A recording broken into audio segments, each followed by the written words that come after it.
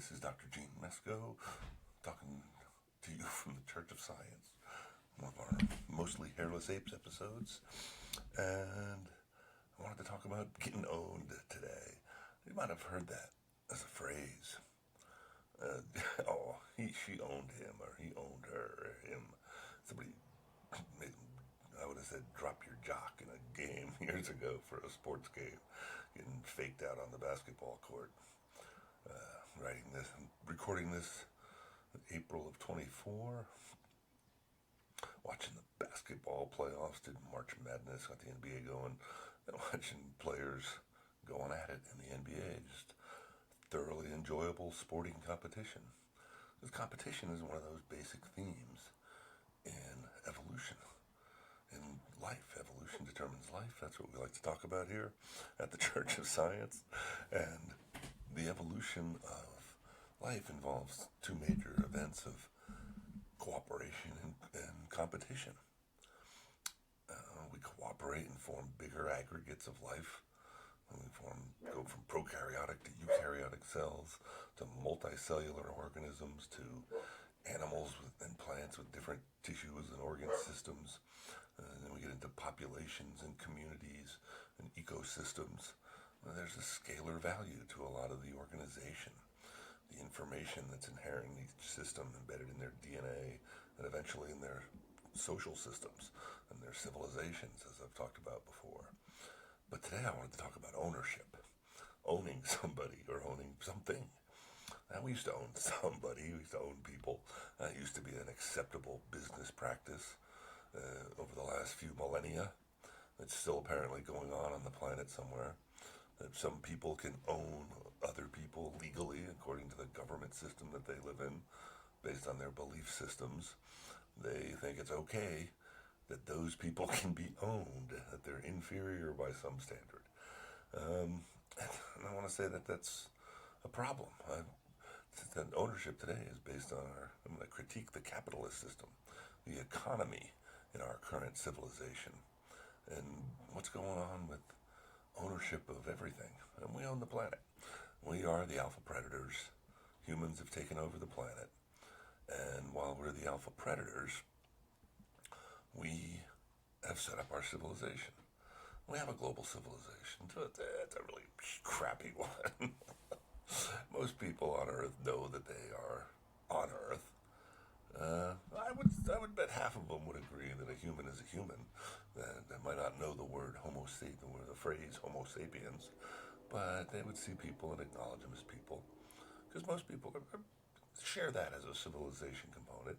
There's plenty of people who look at other people and think, oh, that's not a real person, or that's less of a person, at the very least. And obviously we can rate people later. But one of the ways we rate people is based on the resources they accumulate. I mean, we have three different main civilization adaptations that we use. We use belief systems in order to answer questions that we don't have answers to come up with ideas about what's right and wrong, what's good and evil, what should we try to grow, what should we try to not let grow. We have economies that allow us to distribute resources within our population, however that works. And then we have governments, which makes the rules to how we're supposed to behave to each other. And obviously the government and the economy generate a lot of knowledge. They generate a lot of facts. Because once you set up the system, you say, oh, we have a capitalist system. Somebody can own something, you can own personal property, and you can trade it in a market, however the market's regulated. And that's where you start getting into variability of capitalist systems. What's available for that market, and who controls the market, and who controls the cash flow. That's one. Those are all areas of active investigation, looking at capitalist systems. And governments obviously vary. We make all sorts of rules about who can vote, and who's an adult, and who can have sex, and who can have drugs, and who can have rock and roll, and whatever else we want to distribute through the civilization. And the way we set up those rules is all based on our belief system, on what we think is the most important aspect of the civilization. And for the longest time, the biggest aspect of Western civilization, I'm a white guy living in America, so I'm going to talk about Western civilization. That's my most familiar system. It's my direct social ancestry. Did the DNA test thing, or my sister did it actually. This is hearsay, but she told me she got a 96% score on being Caucasian on her DNA test. And we're from first generation American parents who migrated, my grandparents immigrated, and mom and dad were born here and got married in New Jersey back in the 40s, and had 6 kids of their own. They had 6 biological kids. And if you look at the 6 of us, you would go, wow, genetics is pretty significant there.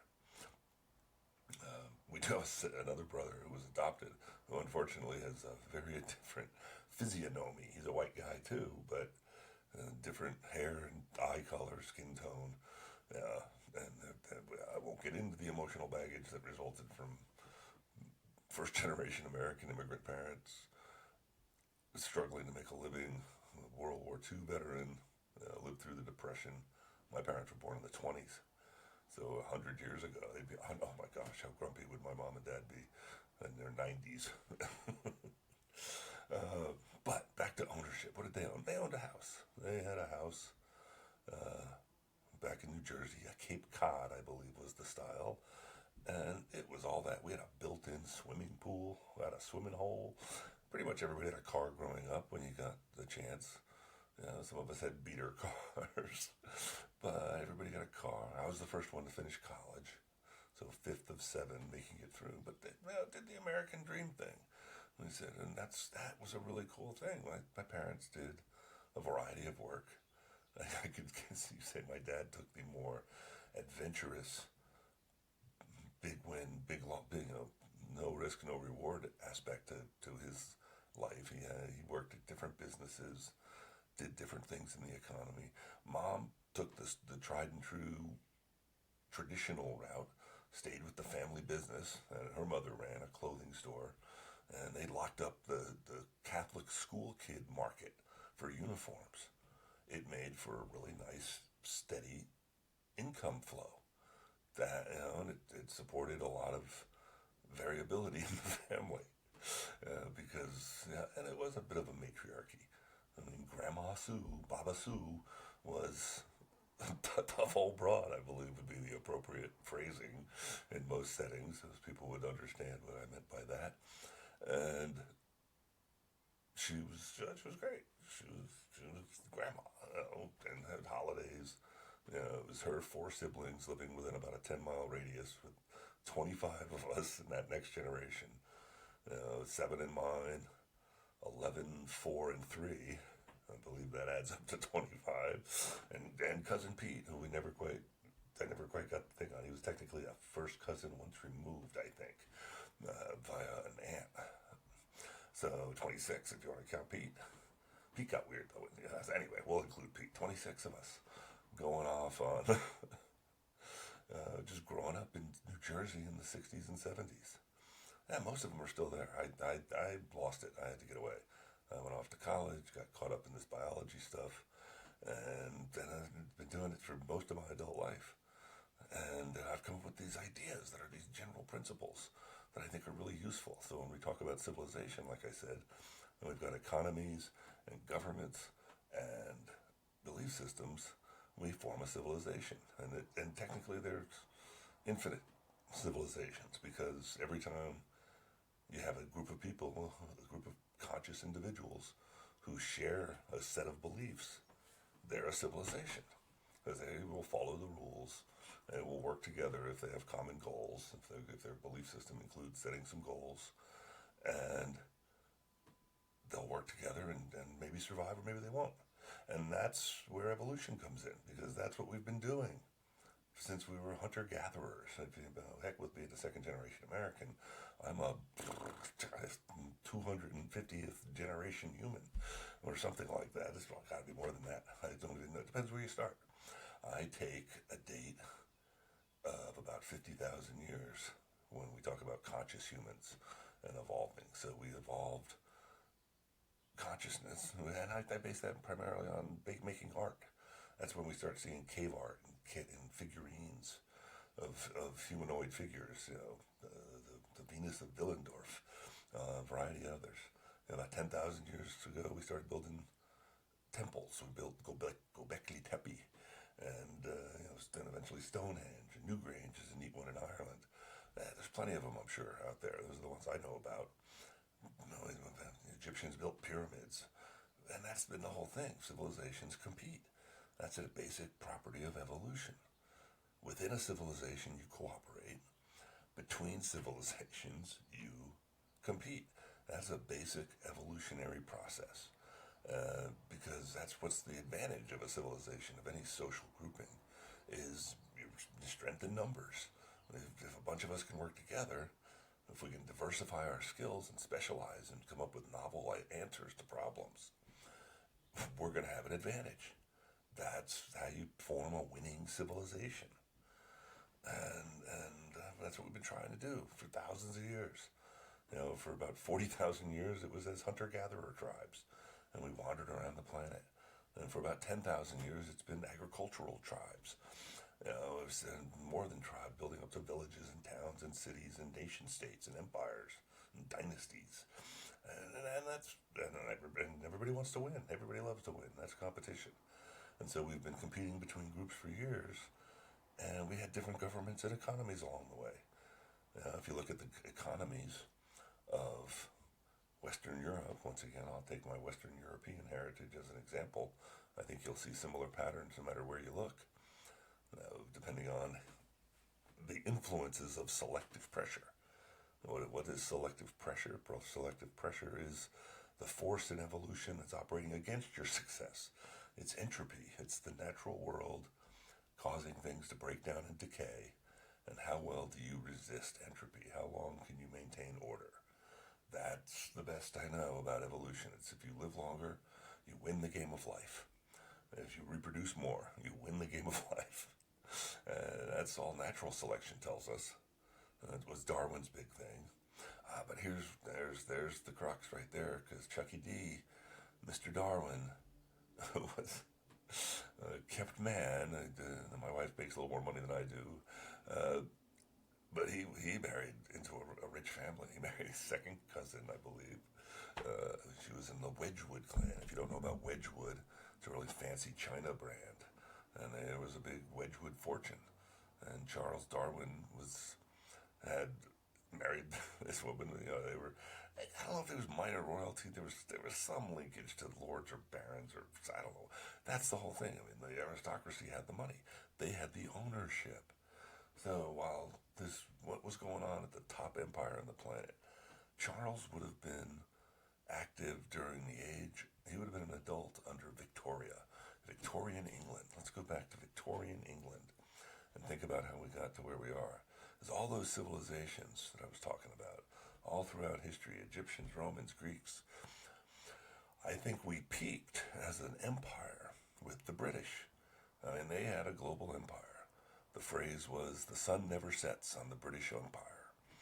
And I don't think technically, I think it still doesn't. I think they still have colonies and protectorates and territories and whatever other stations you can have as an empire all over the planet.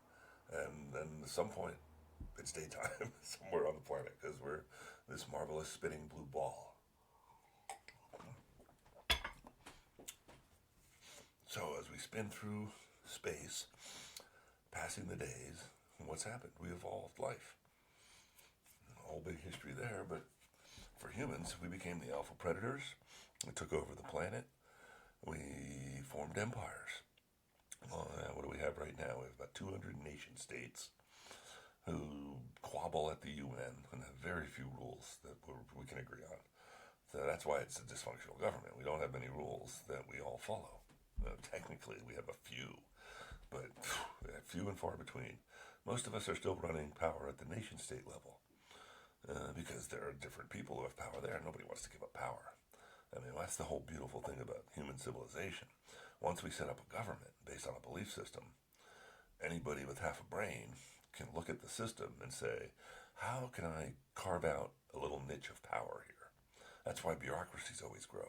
That's why every agency that ever was built ended up putting up bureaucrats, because we all build our own social networks. because civilization is infinite. It is eternally variable because any unique set of people, one, two, three, four, five, six of them, one if you're schizophrenic, set up your own social dynamic. You each are unique individuals. That's the beauty of humanity. We don't know what consciousness is. Maybe there is a God out there. I don't know. You don't know either. Nobody has any good proof. And here's my best rational argument for that. If anybody actually had a really accurate description of what a supernatural being that existed was, that you could prove they actually existed, we'd all be that religion. Because if you showed me solid proof, I think most people are reasonable enough. It's the basis for our legal system right now, which I think is a really great evolved system. It's been changing for centuries, probably for millennia. If you go back to a variety of books, Judaic law, Abrahamic law, Egyptian law, Roman, Greek, there's traces all the way through there. And that's the beauty of evolution. You can look at those. You can use evolution as a science to piece those components together and find out where they come from. And you can then weigh the contribution to that's what we do with genetics right now. That's what it means to say I'm 96% Caucasian. That there are a bunch of humans who evolved in the Caucasian mountain region on the boundary between Europe and Asia. That's why Europe and Asia are separate continents, as those mountains are significant enough that they forced people down different evolutionary paths. That was geographic selective pressure on human evolution. And so the people who stayed in the mountain region became the wheelers and dealers. That's why the people I grew up with in New Jersey, and my father would have been, my mother had to ban the phrase, "it fell off a truck." Why would that be a phrase that you would need to ban? Because my father would show up with things that he had acquired. And my mother would ask, "Where did that come from?" And he would say, "It fell off a truck. I found it on the side of the road. I don't know what happened." But the man was a scrounger. He's a scrappy guy. He made it all the way to 54. Wow. But he lived a hard life. Had a Purple Heart that he refused from World War II. Had some other ribbons. Apparently got busted a few times. Wasn't much of a bad. We'll talk about that in another episode. But I wanted to talk about capitalism. We were talking about making it, being owned was the theme of this episode. And how do we get capitalism? Well, it evolved. It's a great economic system. That's what the Cold War was about. The Cold War, I don't think it was about democracy. It always bugged me growing up. I grew up in the Cold War. I was born in 1960, middle of the Cold War. We won it, in 1980 or whatever. Whenever the Berlin Wall fell, we pretty much won. That was the turning point right there. I remember that. That was a huge one. That might have been 89. Anyway, at some point, the Berlin Wall came down. Russia blew up. Yeah, I think it was right around 1990. So the communists went down, but they were the Union of Soviet Socialist Republics. They were socialists, according to them. That was their self-definition on the global stage, as opposed to the East Germans, who were the German Democratic Republic, and a lot of other countries dubbed communist from our capitalist Western side were countries that called themselves democracies.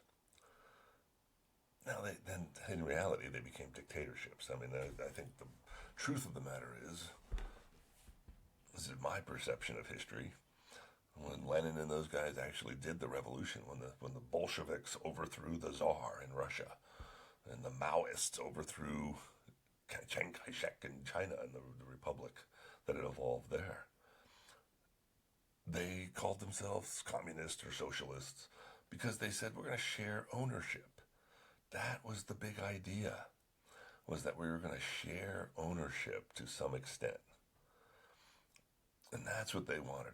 And the only way to do that is have some form of centralized government where everybody can get a decent shake. because what they lived with was too many inequities.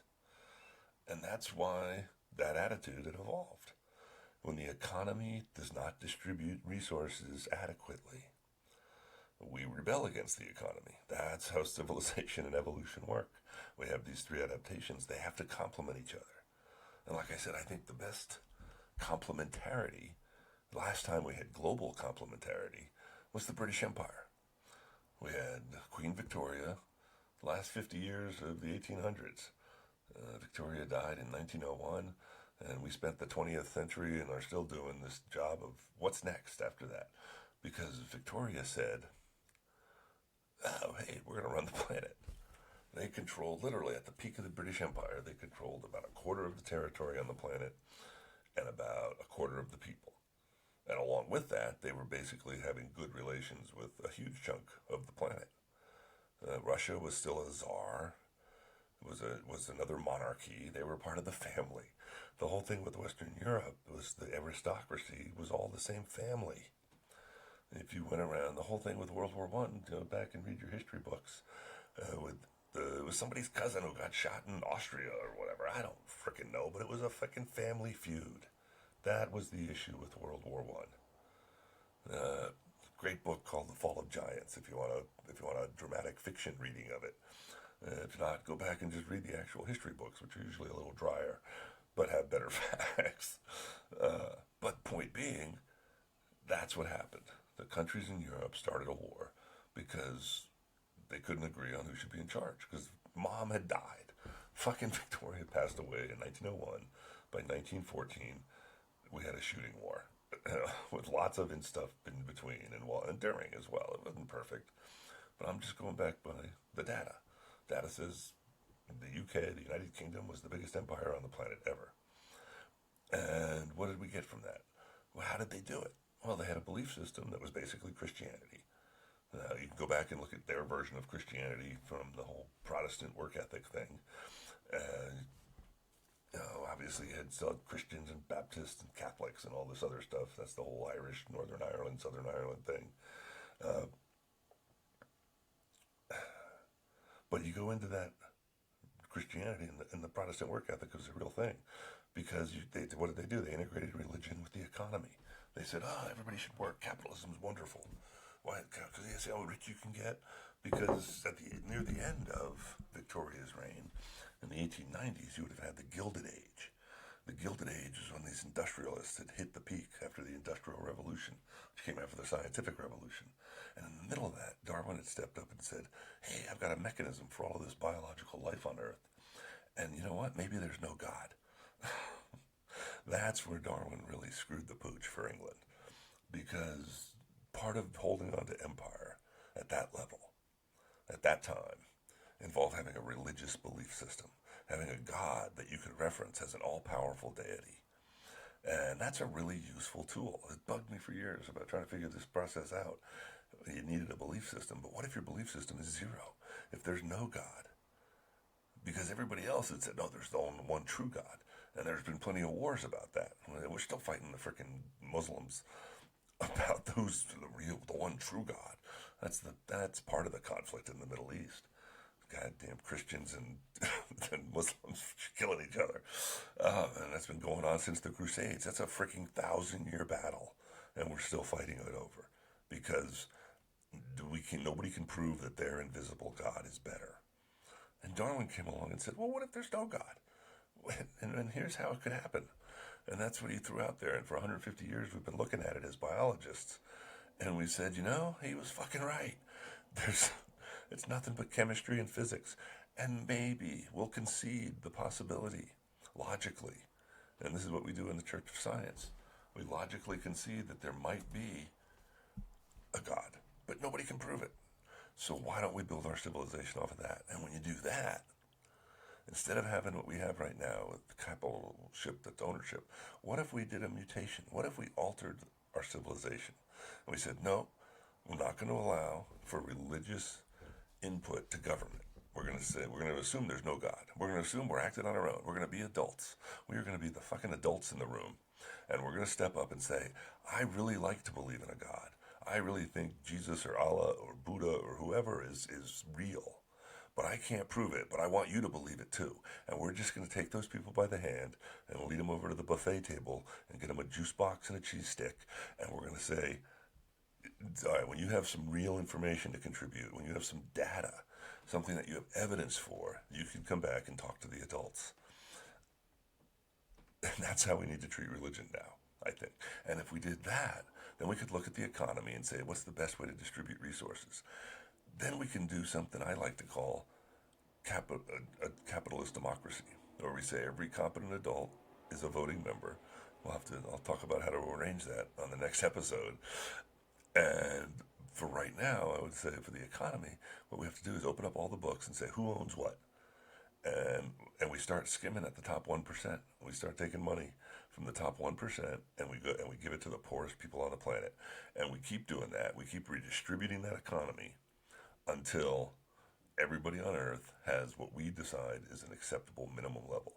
I personally would decide an effective medium level is where I am, obviously. I'm pretty comfortable. I live in a house that I pay a mortgage on. I might pay it off before I die. Maybe not. Depends how healthy I stay at this age. But my wife and I run a surplus economy in the sense that we bring in more than we spend every month between servicing our debt like the mortgage and paying for utilities and buying groceries. We occasionally get to travel. And we'd like to do it a little more. And it's not just economic issues that affect that, but most of them are economic because we pretty much do what we want, or we've adapted to at least having some options. And I think that's what life should be for everybody. We're both educated. We raised 4 kids to adulthood, and they're all doing their own lives, and it's been a pretty good life. And that's what I'm trying to share because I got here by saying maybe there's not a God. And maybe I can use this redistributive economics. I use government loans. I'm a freaking drone of the state. And the state has provided a really good life for me because I provided a functional skill. I was able to teach people biology. And I was able to do a little research, which is a gamble. If you want to be edgy with science, then be a researcher. That's where the excitement is. That's the fun stuff. But it's hard because you're competing. That's the major leagues. That's like going to say, I want to be an athlete. And saying, you want to get to the show. I could play ball in the backyard, but taking a Justin Verlander on 95-mile-an-hour fastball and doing something with it, turning it around, that's a totally separate issue. In my peak, I don't think I could have done that, much less at 64. But for science, the big show is the research game. There's money out there. The government has said that people have voted for and said, hey, we have a problem. Can we fix it? Well, I don't know. Let's give some money to researchers. Let's look at drug addiction. Let's look at aging. Let's look at cancer. And people are researching that. And they compete for grants. And you make it to the show by being the smartest guy in the room. And you figure out how to work your budget, how to ask the right questions, how to get the right equipment. And you answer questions. You solve problems. That's what fucking science does. And it's awesome. And at the other end of the spectrum, with art. We have artists who create beauty. And then everybody in between. And then we have freaking managers. We have people who just do maintenance, which is not a trivial thing. But I think we should rearrange the economy a little bit. We should make sure everybody gets a share and gets a shot, because diversity is a win for everybody. From the perspective of evolution, having more options and more specializations is better than having fewer. And we've got freaking 8 billion people on the planet, and we're fighting over shit that's mostly about ownership. If we opened up all the books on the planet and said, what's wrong with this social civilization situation right here and now, at any given scale, I would wager more often than not the issue is going to be about money. Who's got the money to pay for this? Who's got the money to fix this? Who's got the money to add this thing that we really need? Because everybody else has it. And it might be jealousy, sure. If I know about Western America, or the Western civilizations, the industrial weird world, if you're familiar with that acronym, there's a really cool life there. I love sleeping indoors, and, with HVAC systems and grocery stores and cable television and the internet and freaking public sanitation and clean water. That is all very cool, and a huge number of people on the planet don't have it. Why not? Because some people have more and other people have less. And you could tell me it's democracy, and you could tell me it's the best way to do things, and I would say go fuck yourself. Go fuck yourself right with whatever's an appropriate device. Because I'm just tired of it. I'm just so fucking tired of it. It's every problem has issues, and some of them are belief. And I've already said, well, what if we can just be adults and say, no, I don't believe in anything. Well, what about government? How are we going to make the rules about this? Well, we're all going to vote on it. We all agree on. And this is what I think we should all agree on. The rule we should agree on. This would be one of the first few rules I would enact as king, or as chairman of the Executive Council of the United States of Earth. However we decide to form a government, somebody ought to step up, and I'm trying to do my part, and say, skim the top 1%, give it to the bottom 1%. Let's fix their problems, and let's keep doing that until we get a relatively balanced economy. Because that's the whole thing. I think the economy right now is not balanced. It's not fair. How do we do that? Well, we skim off the top, we give it to the bottom. And then at some point we'll hit a medium that everybody will be able to go, hey, because what'll happen, the medium will be happy when there's less stress. Why is there stress? There's stress because we're all responding to challenges, to problems that we can't solve. That's all stress is.